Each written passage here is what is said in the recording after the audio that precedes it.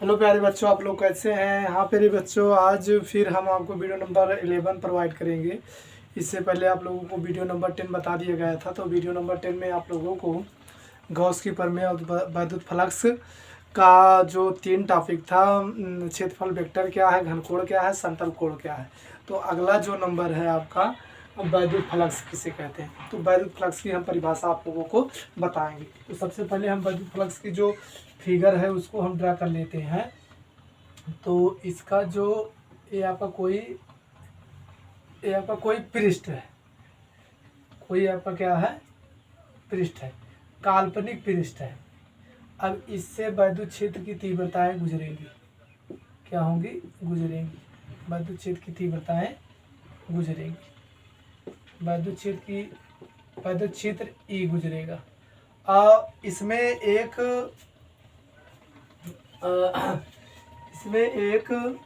अल्प पृष्ठ का क्षेत्रफल, ये अल्प पृष्ठ क्षेत्रफल है, इसका मान क्या है, डी है। यहाँ से कोई क्षेत्रफल वेक्टर डी ए, और यहाँ से जो वेक्टर ई जाएगा, ई उसके बीच का एंगल कितना बताएगा, डी ए बनाएगा। उसके बीच का एंगल कितना बनाएगा, डी ए बनाएगा। देखिए आपका एक वैद्युत फ्लक्स का जो फिगर है कि कोई काल्पनिक पृष्ठ है, इस पे जो वैद्युत क्षेत्र की रेखाएं हैं वो सारी इस दिशा में जाएंगी। तो अब इसी के अंदर एक अल्प पृष्ठ का क्षेत्रफल डी ए है, इस पर जो वैद्युत क्षेत्र की तीव्रता ई वेक्टर है, और यहाँ क्या है, डी ए एक क्षेत्रफल आ गया, और इसके बीच का जो एंगल क्या है आपका, थीटा है। तो ये क्या है, समकोण पृष्ठ का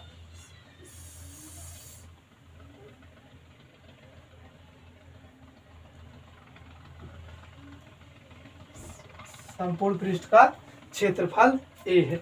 ए क्या है आपका, संपूर्ण पृष्ठ का क्षेत्रफल है। ए आपका संपूर्ण पृष्ठ का क्षेत्रफल है। तो इसी में सारी डिफिनीशन हम आप लोगों को बताएंगे। तो सबसे पहले लिखेंगे, वैद्युत फ्लक्स वैद्युत क्षेत्र का वह गुण है, वैद्युत फ्लक्स वैद्युत क्षेत्र का वह गुण है किसी वैद्युत, लिखेंगे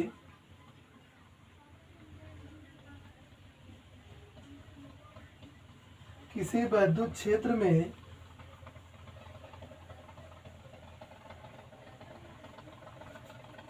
स्थित किसी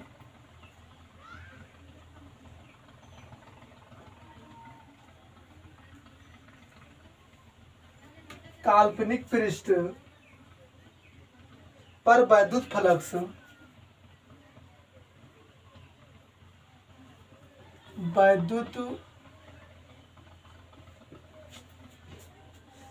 फ्लक्स उस पृष्ठ से होकर गुजरने वाला, उस पृष्ठ से होकर गुजरने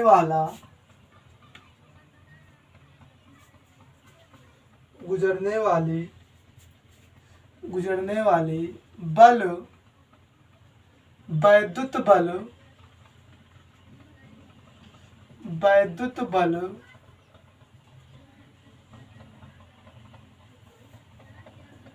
रेखाओं की माप है। वैद्युत बल रेखाओं की माप है, वैद्युत बल रेखाओं की माप है। उसके बाद फिर इसके आगे क्या है, माप है। इसे वैद्युत फ्लक्स कहते हैं, इसे वैद्युत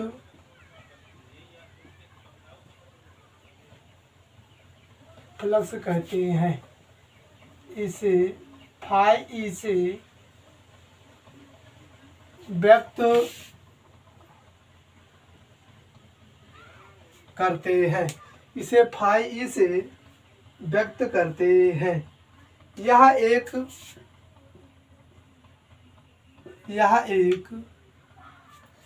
यह एक अदिश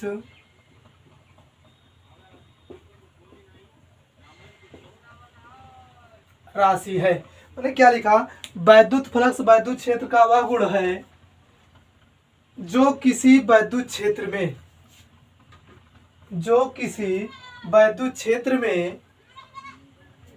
स्थित, देखिए वैद्युत क्षेत्र में स्थित किसी काल्पनिक पृष्ठ, ये आपका क्या है, ये आपका काल्पनिक पृष्ठ है। एक ऐसा पृष्ठ है, इसको हम बोलेंगे काल्पनिक पृष्ठ। काल्पनिक पृष्ठ पर वैद्युत फ्लक्स उस पृष्ठ से होकर गुजरने वाली वैद्युत बल रेखाओं की माप है। यह एक अदिश राशि है। तो यहाँ तक आपका डिफिनेशन आप लोगों को बता दिया गया। तो जब बताने के पश्चात अब क्या लिखेंगे, इसका हम प्रूफ लिखेंगे। और तो प्रूफ में लिखेंगे, माना किसी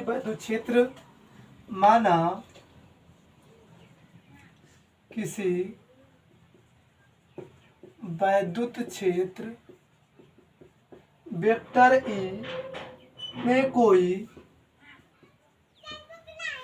कोई अल्प क्षेत्रफल डीए, अल्प क्षेत्रफल क्या है, डीए है, तब vector E dot vector D A, vector E dot vector DA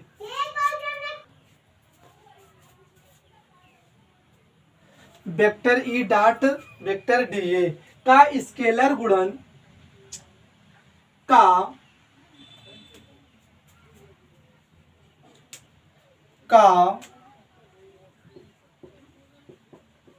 scalar गुणन डीए से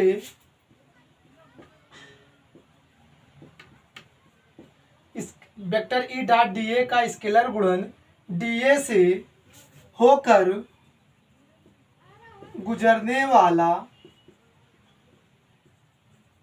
वैद्युत फ्लक्स डी फाई ई बराबर vector E dot vector D A, vector E dot vector D A, वैद्युत flux D phi equal E dot vector D A. अब लिखेंगे, देखिए जो आपका ये निकल के आया अल्प क्षेत्रफल का निकल के आया, थोड़े से क्षेत्रफल का निकल के आया। अब हम निकालेंगे संपूर्ण पृष्ठ का क्षेत्रफल। जब संपूर्ण पृष्ठ का निकालेंगे तो आ जाएगा संपूर्ण पृष्ठ,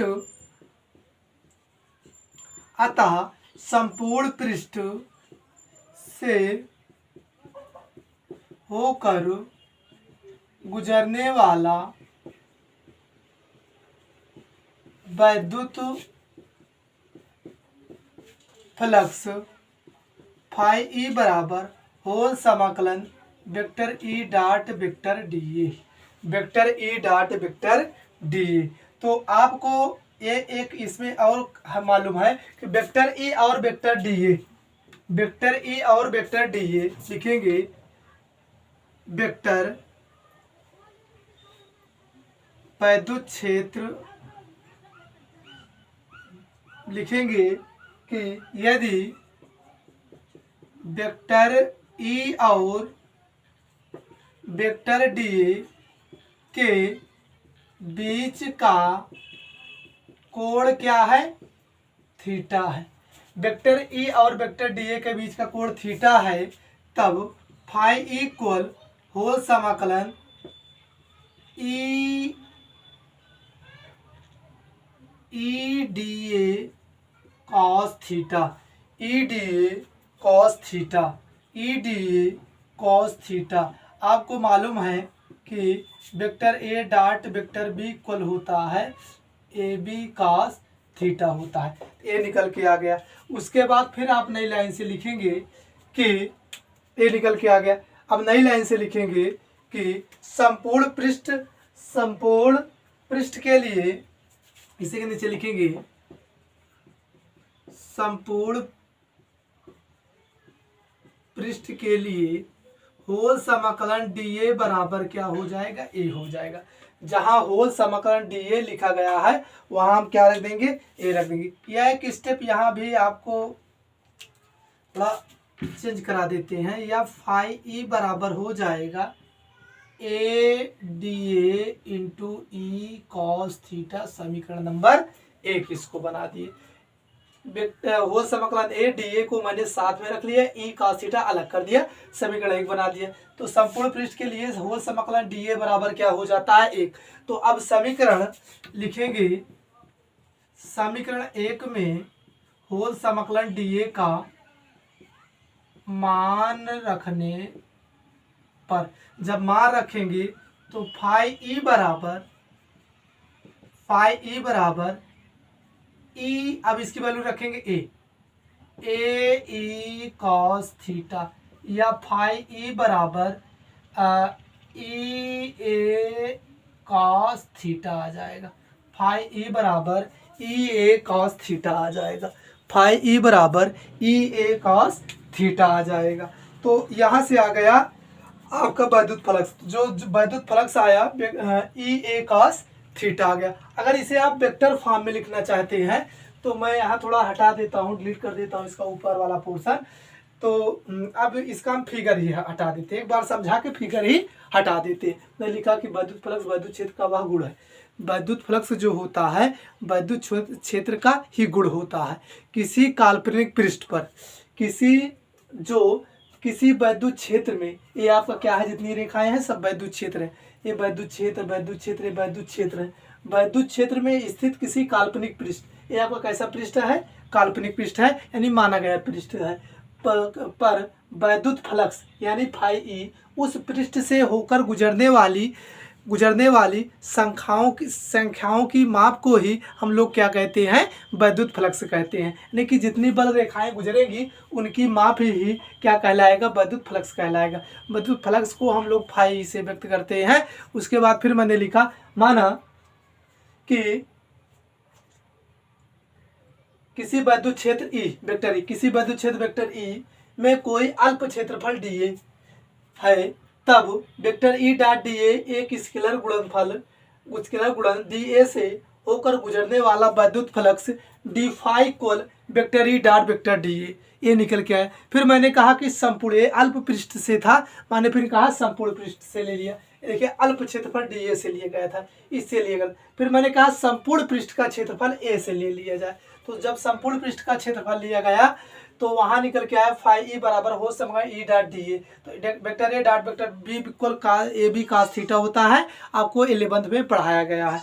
उसके बाद फिर मैंने लिखा वेक्टर ई और वेक्टर डी ए के बीच का जो एंगल थीटा है उसके लिए मैंने कहा कि A E D A cos theta गया, phi equal A D A cos theta, समीकरण 1 आ गया। फिर संपूर्ण पृष्ठ के लिए ए डी ए बराबर ए आ गया, मैंने इसको समीकरण 1 में रखा। तो समीकरण 1 में रखने पर डी ए का मान, तो एक में रखा तो ए ई कास थीटा, फाई ई बराबर ई ए कास थीटा, समीकरण आपका क्या निकल के आ गया, वैद्युत फ्लक्स आ गया। तो इसी को हम लोग इस फॉर्म में भी लिख सकते हैं, मैं यहाँ दिखा रहा हूँ।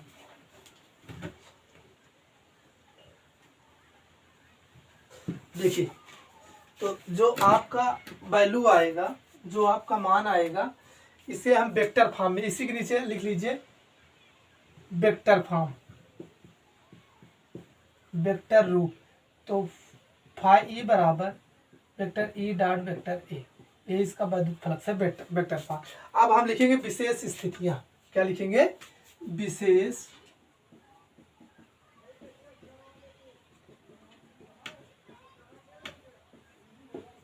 नंबर 1। देखिए यदि समतल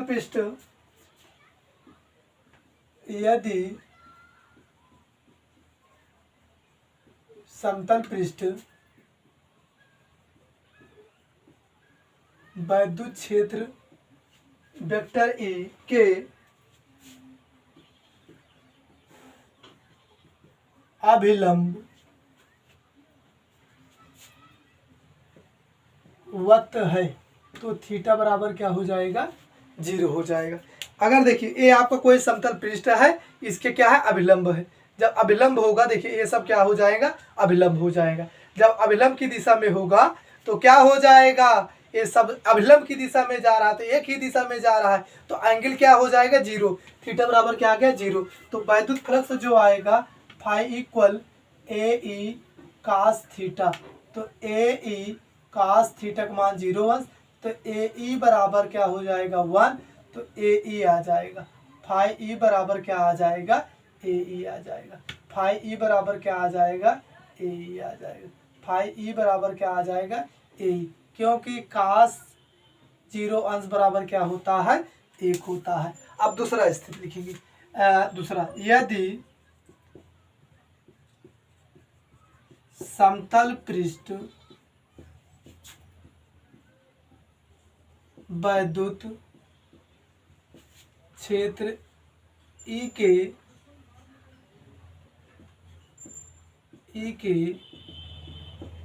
समांतर है तो थीटा बराबर कितना हो जाएगा, 90। देखिए जो आपका क्या है समतल पृष्ठ, ये समतल पृष्ठ है, वैद्युत क्षेत्र क्या है, समांतर है। जब समांतर की दिशा में जाएगा, ऐसी दिशा में, ये देखिए आपका क्या है, समतल पृष्ठ है। अब ऐसी दिशा में रहेगा, ऐसी दिशा में, तो थीटा बराबर कितना हो जाएगा, 90। बात समझिए, ये आपका क्या है, समतल पृष्ठ है, समतल पृष्ठ। अब ऐसे ऐसे रेखाएं आई, ये ऐसे ऐसे गुजर गया, तो ये देखिए आपका ऐसे रूप में रखा गया, ऐसे आपको किस रूप में रखा गया है, ऐसे रूप में ये समतल पृष्ठ रखा है। ऐसे वैद्युत फल, ऐसे वैद्युत क्षेत्र ए के समांतर हो जाएगा। जब समांतर होगा तो ये जो यहाँ देखिए यहाँ होगा, तो ये कितने अंश का एंगल बनाएगा, 90 अंश का एंगल बनाएगा। देखिए ये ऐसे रूप में होगा, ये आपका क्या हो जाएगा, समतल पृष्ठ। ऐसे रेखाएं जब गुजरेंगी तो ये कितने अंश का बनाएगा, 90 अंश का बनाएगा। तो यहाँ के बीच में 90 अंश, 90 अंश, यहाँ कितना बनेगा, 90 अंश बनेगा। तो उसीलिए थीटा इक्वल टू 90 अंश आ गया है। तो फाई इक्वल ए ई कास थीटा, तो ए ई कास 90, तो कास 90 का मान क्या होता है, 0। तो यहाँ क्या आ जाएगा, फाई ई बराबर 0 आ जाएगा। फाई ई बराबर क्या आ जाएगा, 0 आ जाएगा। तो कास 90 की वैल्यू जो होती है आपकी क्या होती है, 0 होती है। कास 90 की जो वैल्यू होती है वो क्या हो जाती है, आपकी 0 हो जाती है। तो यहाँ जो आएगा कास 90 बराबर कितना आ जाएगा, 0 अंश आ जाएगा। तो 0 अंश आ गया, तो यही आपका क्या है, निकल के आ गया, इसकी कंडीशन भी आ गया। अब इसका हम बीमा और मात्रा की तुरंत ही सॉल्व कर देते हैं। तो स्क्रीनशॉट ले लेंगे आप लोग, इसका बीमा और हम लोग क्या सॉल्व कर देंगे, मात्रक। तो हेडिंग डालिए, वैद्युत फ्लक्स का बीमा और मात्रक। वैद्युत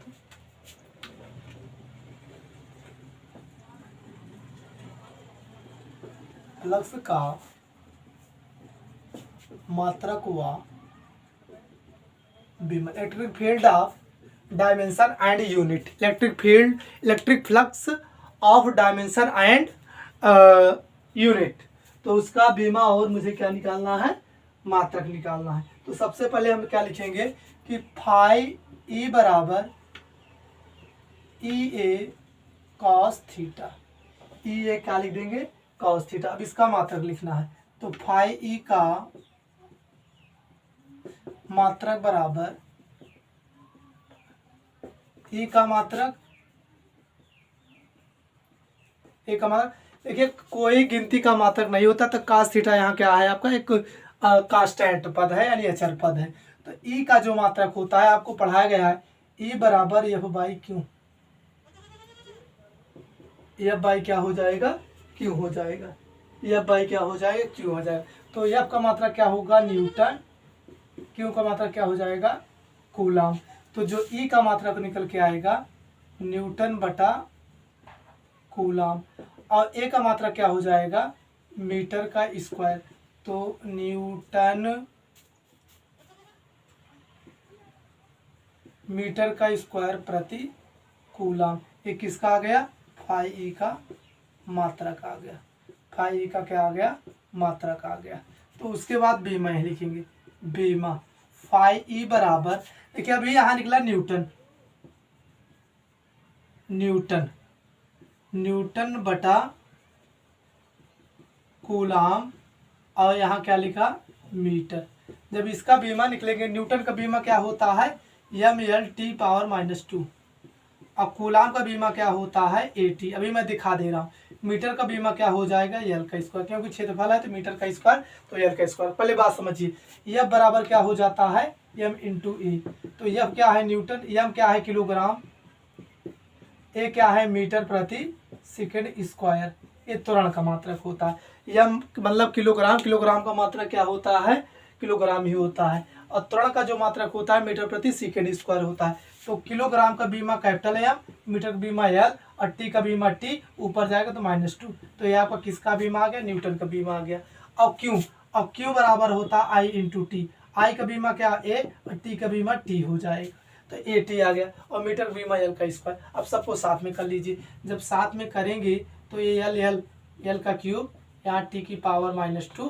अब इसको ऊपर लेके जाएंगे, ए टी का होल इनवर्स आ जाएगा। अब ए टी इनवर्स इधर आएगा, तो एम एल क्यूब टी -2, और यहाँ आ जाएगा ए का टी का इनवर्स, ए का इनवर्स। तो उसके बाद फिर एक स्टेप लिखेंगे, एम एल स्क्वायर। अब देखिए टी की पावर 2 1 - 3, ए का होल इनवर्स। ए किसका बीमा आ गया, फाई ए का बीमा आ गया। किसका बीमा आ गया, फाई ए का बीमा आ गया। तो फाई ए का बीमा भी मैंने निकाल दिया और इसका मात्रक ही निकाल दिया। अब हम लोग क्या पढ़ेंगे, गॉस की प्रमेय। तो गॉस की जो प्रमेय है इसको हम अगली प्रश्नावली में आप लोगों को बताएंगे, अगले वीडियो में बताएंगे। तो आप लोगों से यही आशा है कि आप लोग चैनल को सब्सक्राइब करिए, लाइक करिए, शेयर करिए, ताकि मैं आप लोगों को अच्छे से अच्छे वीडियो प्रोवाइड कर सकूं।